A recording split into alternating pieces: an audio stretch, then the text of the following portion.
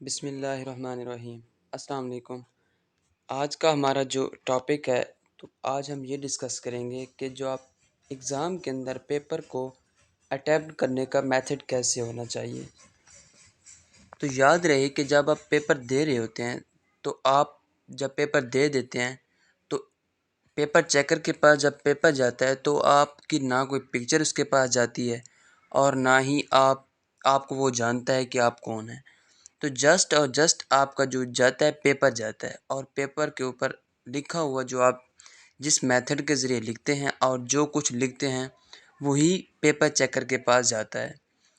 तो अगर आपने नंबर लेने हैं पेपर चेकर के पेन के नीचे से आपने नंबर कैसे निकालने हैं, तो आज हम डिस्कस करेंगे कि पेपर को अटेम्प्ट करने का मेथड कैसे होना चाहिए। तो जब भी पेपर के अंदर कोई क्वेश्चन आता है, तो मैंने एक एग्जांपल ली है क्वेश्चन नंबर 1 की, वो है define sublimation with an example. तो सबसे पहले आप क्वेश्चन को पढ़ें और उसको समझने की कोशिश करें कि क्वेश्चन में पूछा क्या जा रहा है। सबसे वो पहले पूछ रहा है डिफाइन सब्लिमेशन, आपने सब्लिमेशन को डिफाइन करना है। उसके बाद है विद एन एग्जांपल। अब इस क्वेश्चन के टू पार्ट्स हैं, define sublimation and second part है विद एन एग्जांपल।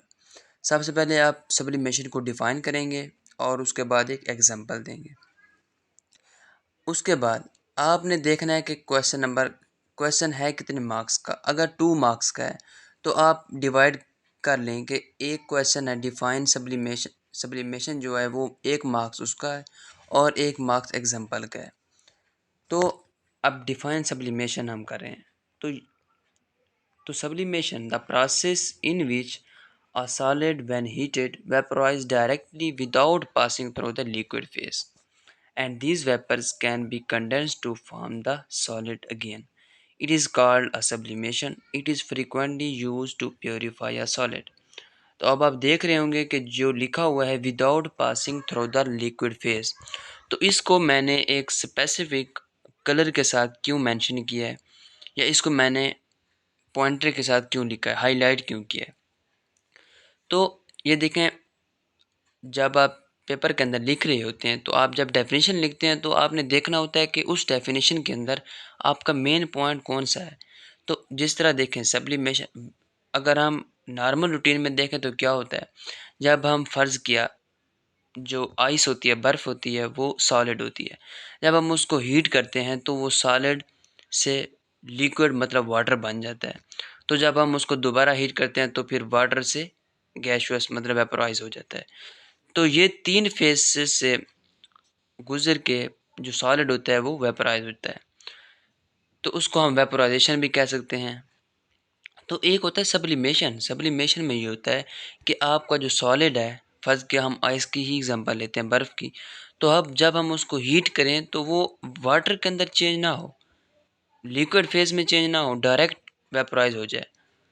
तो उस प्रोसेस को हम कहते हैं सब्लिमेशन। अब ज़रा हम गौर करें कि वेपोराइज़ेशन और सब्लिमेशन एक ही प्रोसेस है, लेकिन नहीं। इसमें ये होता है कि जो सॉलिड होता है वो लिक्विड फ़ेज़ में नहीं गुज़रता, डायरेक्ट वेपोराइज़ हो जाता है।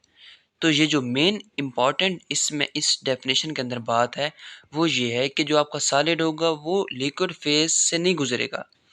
तो इसलिए मैंने इस इम्पॉर्टेंट जो पॉइंट था उसको मैंने हाइलाइट करके डिफरेंट कलर में या उसको हाइलाइट करके लिख दिया है, without passing through the liquid phase.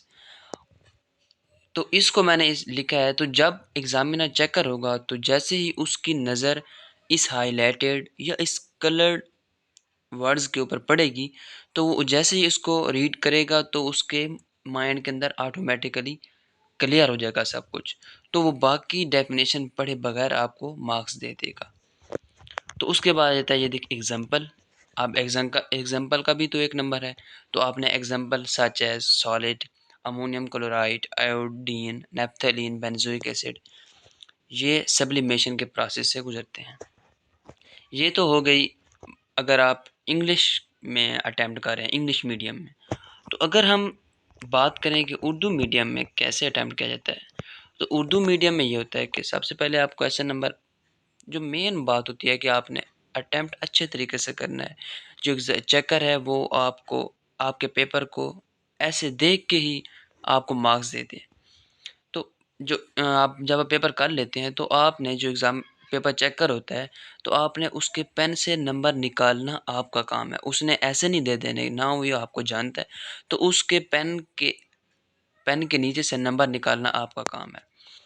तो एक क्वेश्चन है आइसोमेरिज़्म की तारीफ़ करें और मिसाल दें।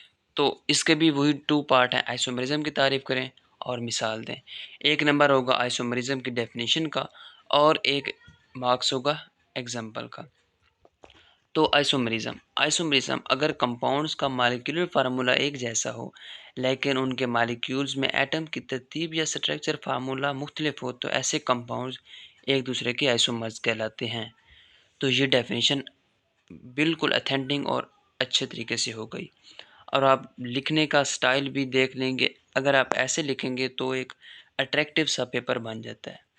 तो उसके बाद आप एग्ज़ाम्पल दे दें, एग्ज़ाम्पल पेंटीन है C5H12, तो उसके 3 आइसोमर्स होते हैं। एक होता है नॉर्मल पेंटीन, एक होता है आइसोपेंटीन और एक होता है नियोपेंटीन।